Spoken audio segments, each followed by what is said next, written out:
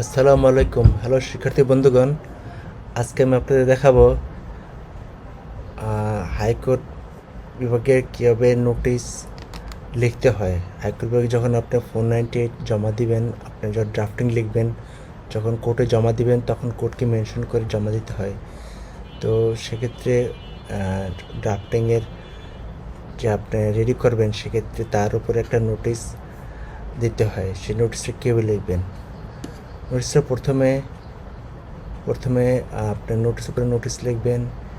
এখানে ডান পাশে আপনার যেখানে টেন্ডার নাম্বার থাকে সেই টেন্ডার নাম্বারটা লিখে দিবেন হাতে। তারপর ডিস্ট্রিক্ট লিখবেন চাঁদপুর, আপনার ডিস্ট্রিক্ট যে ডিস্ট্রিক্ট হয় সেই ডিস্ট্রিক্ট লিখবেন। তারপর যথারীতি সুপ্রিম কোর্ট মেনশন করবেন, হাইকোর্ট। তারপর এটা যদি ক্রিমিনাল কেস সেক্ষেত্রে ক্রিমিনাল মিসিনেস হবে, 498 নাম্বার পাবে, এখানে সাল হবে।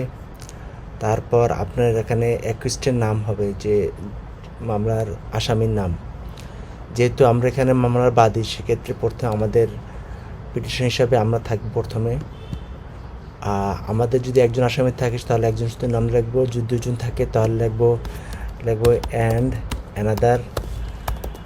আর যদি দুইজনের বেশি থাকে তাহলে আমরা লিখবো হলো আদার্স অ্যান্ড আদার্স। ঠিক আছে, তারপর আমরা এখানে ভার্সেস স্টেট হবে, যদি 498 এখানে যদি আপনার